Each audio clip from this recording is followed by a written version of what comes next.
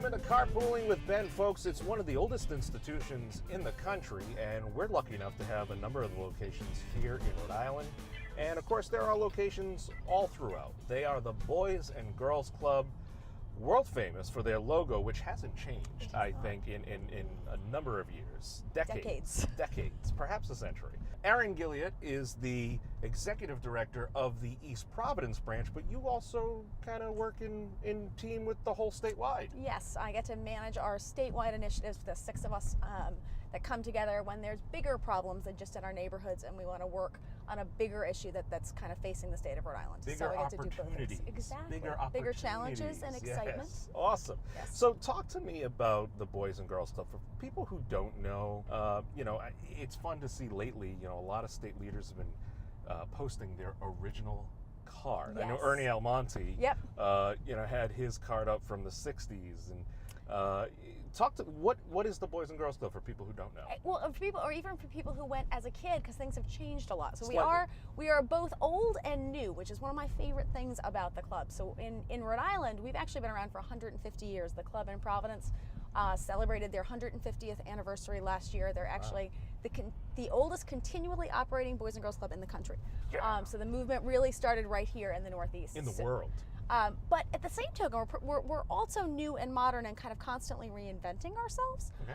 So the club, if you were to come to my club in East Providence this afternoon, you'd get off the bus. We'd greet you at the door. We'd say, hey, probably ask you how school was. And then you'd come in and we'd send you off to do homework, because I mean that way. But because homework's critical. Kids have hard homework these days. Sure. I totally own the fact that if I'm walking through the homework room, and I have my phone on me at all times, so I can pretend to take a call in case somebody asks me for help with math. Miss Erin does not do Common Core math, so but we have staff who do. Yes, good point. And we're appreciative of the staff that does that. Good Exactly. You guys. So we're really protective of that homework time, because we would never want a kid to feel like they were missing out on doing something fun because they had to go do their homework. Sure. So homework really starts our day at all of our sites. But then after that, we do kind of a mixture of just drop-in activities. You can go play ball in the gym. A lot of people, if they grew up with the club, probably think about basketball, swim team. A whole lot of Rhode Islanders learned to swim at one of our pools. Yep. Or our games room with pool tables and ping pong tables. All of that's still there, and we have all of those opportunities for people to just choose and go and do fun stuff, or they can choose to opt into some of our more structured programs. So we run 6 to 8 week, sometimes 10-week structured activities where the kids are actually learning something. So It could be coding, how to write apps up in our computer labs. Oh, wow. We have 3D printers now. We're very cool. I don't know how any of it works, but I can Again, point. having that phone on you. Excuse me. Urgent call. Let me get you somebody. The governor's on the phone. Amazing how I'm constantly on the phone. But so we've got stuff that's really helping kids to advance and be ready. I mean, we say our goals are to make sure the kids are graduating from school on time, from high school on time, and with a plan for their future. We hope that plan includes college, but if it doesn't for some kids, what is their plan? Do they have a resume? Are they ready to go? That we hope that kids are to help kids be ready to lead healthy adult lives. Okay. And so the first things you think about are things like basketball and swim. Unfortunately, I think our state, we all know that we're kind of dealing with some big health crises and things like the opioid crisis, and making sure our kids are ready to tackle stuff like that and how to get themselves out of situations if they're in a place they don't want to be. Right. And then how to be respectful and productive citizens. And I'll totally own, I've been at the club 18 and a half years, been the director for 15. She started when she was 10 years old. Exactly, it's a baby. But I was very confused. I'm like, am I supposed to run like elections all the time? How do you teach somebody to be a citizen? And then it suddenly started to kind of appear in my brain, like, this isn't about elections and things, that kind of citizenship. It's about being a good community member. Right. So the importance of volunteering. We have groups starting at age 10 that teach kids Robert's Rules of Order, and then they go off and they have their elections, and then they go off and do community service projects. Oh, wow. 1,000 hours of community service for one club across a year. I mean, that's a lot of hours. That's a lot of service. Because at the end, let's face it, we're Rhode Islanders, we don't leave. If we do leave, we come back. I mean, that's... That is the lifestyle of a Rhode Islander. We want to have a next generation that's going to give back to their community. This is East Providence is my hometown. I run my hometown Boys and Girls Club. Oh, that's awesome. The director down in Newport, my colleague Joe, he went to the Newport Club when he was a kid. My colleague Gary up in Northern Rhode Island, lives in Cumberland. These are our hometowns. We want Sure. the next generation to be taking as good care of it as we are trying to. So that's kind of who we are in a nutshell. So you have, these kids. What are the ages you service? 5 to 18. 5 to 18. Okay. So pretty much school age, right up and School through. age, yep. And you mentioned that kids are getting off the bus. I imagine that's been a huge change even over the past couple decades because more parents are working. Both parents are working. Or if it's a single parent home, that person's working. So these kids are so it's great that these kids are in a location, whether they're young or old, they're getting care across the board. How do you guys survive financially? Since we're charging on average $20 a year across the state, so clearly that's not where we're making our money. Wow, that's quite the budgeting model there. Yeah, and it's really important to us that no child is ever turned away for a lack of an ability to pay. Because $20, I mean, we joke about it as not being much, but if you had 5 kids, that's $100. That's and a lot of our families are coming from lower income brackets where that $100 might be a lot. No child is ever turned away. We actually survive at a number of, we're crafty, we're very crafty. A lot from the goodness of the hearts of fellow Rhode Islanders. So a lot of us are making a lot of this happen because of our partners in the community. So partners like I mentioned our computer labs. Cox Communications has donated computer labs to almost every club in the state. That's great. With 3D printers, with all state-of-the-art technology. Yeah. Individuals who are supporting their individual clubs. Companies who are coming forward in underwriting programs. It does take a village, and I think that because we're a model that has been around for a while and people know that we're sustainable and we try to use our donors' dollars very wisely. Sure. That's a big part of how we are actually getting by.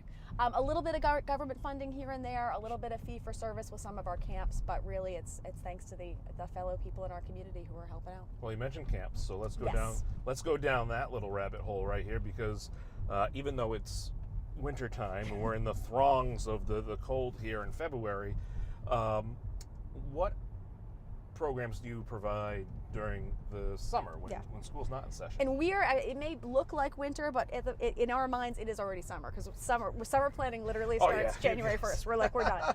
And then the day that the summer camp opens, I say, okay, so what are we doing about fall? And my staff throw things at me.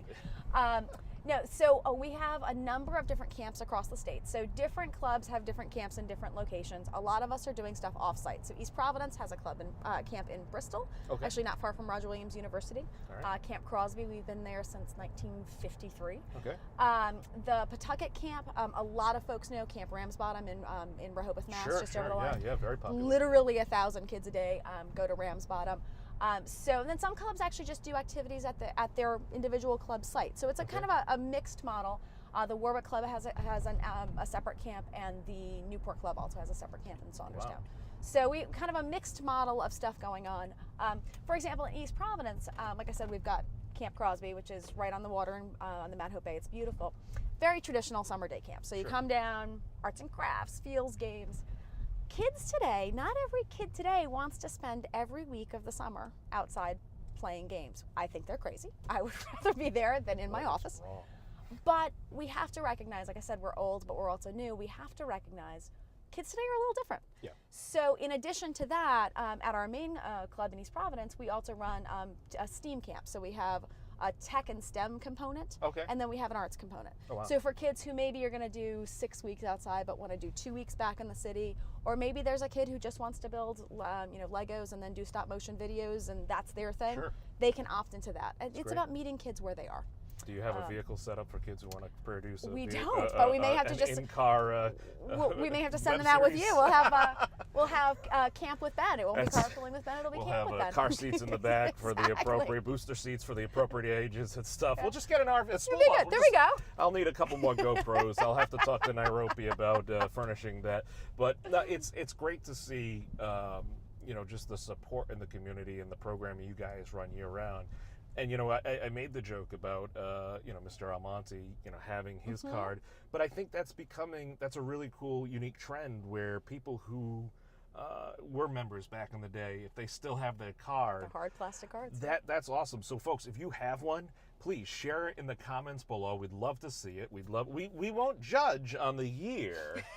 I don't think that would be appropriate, but if people want to connect with you guys to make a donation or to become a regular supporter, because I'm imagining that you can give on a monthly basis. Absolutely. You guys Absolutely. have figured that out because you're good like that. Yes, we are. And if you didn't, you could have the kids figure out. All right, we wrote the program. It's a bunch of 10-year-olds writing the program for you. But how do people get involved? What are the programs that are out there people can give? If you go to bgcri.org, it'll have a link. That's the clubs throughout the state. It'll have a link to each of the local clubs. And so some people like to give back or to connect with a club that's in the community where they're living now. Some people want to connect to the club that they went to as a kid. So that way you can kind of reach all of the clubs in Rhode Island in one easy portal. And absolutely, we love to find our alums. Especially alums from back in the day, from the 60s and the 70s. Sure. We weren't as good about tracking people back then, so we tend to bump into a lot of alums. I'll be in a meeting with somebody and they'll be like, I went to the Pawtucket Club. It is so awesome, and it's so incredibly powerful for us to see where people ended up and to hear their stories. I have an entire drawer full of pictures. My club was founded in 1936, so I have pictures going back to the 50s in my office, and every once in a while I just kind of flip through them. And it's amazing to me because some of those pictures could have been taken yesterday. I mean, especially with the Instagram filters of today where everything's in black and white. Really, maybe the haircuts are a little different, but the basic interactions with the kids and the staff and the checkers and the chess, it could all be happening today. So we love to hear people's stories. We love to find our alums. We don't tease people too much about still having their stuff. I do have one dear friend, he shall remain nameless, but a prominent attorney here in Rhode Island who was very proud to tell me he still had his Camp Crosby backpack from 1974, and I was like, that's awesome, and you're a hoarder. That's all I'm gonna say. Like that's fantastic. It might be a nice piece of memorabilia on a curio or something. Exactly. Perhaps. Like that's great, and yet maybe you should clean out your closet. Well, hey, But it's so cool for us to actually be a part of everybody's growing up experience. And as somebody who's chosen to do this for a living, it is so neat now. I have been with the clubs for 18 years to start to see the kids who I first knew are starting to come in, and to see the grown-up version of that kid that you got to make a difference to when they were 10 is just so validating and so amazing. I mean, I think it's such a gift that we get to do what we do every day. It's awesome to see that generational stuff, and even if going back, if you've got grandkids where grandpa or grandma went to this location, or back in the day, and a lot of things have changed, but the heart of the mission, the overall goal, the service, not to mention, lest we forget, the dedicated staff and volunteers that you guys work with every day. I mean, your teams are awesome. They're our product. They're what we do. And when we do talk to alums, it's always so striking to me that the programs matter. I mean, and the programs do matter. But really, it's about the staff, because people don't tell us about, the art project that they did at camp. People tell us about the counselor, their favorite counselor, or that person who made sure to ask them about how school went. There's a lot of evidence that actually shows that when we talk about how to make a difference in the life of a child, some of it's just the matter of asking. Like, you can actually raise a child's likelihood to graduate from high school on time by asking them how they're doing in school, because they have that sense of accountability to an adult who cares.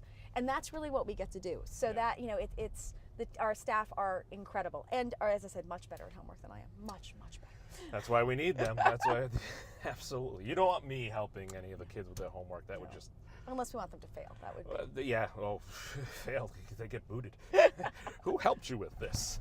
Why would you even talk to that person about it? Common core sense makes no sense. Far be it from us to judge, but I had one kid one time says, well, this is ballpark math. I'm like, what ballpark? Chicago? I mean, this is terrible. I mean, of course, that was before the Cubs won the World Series. All shout out to my good buddy Jameson down in Florida. Love you, buddy.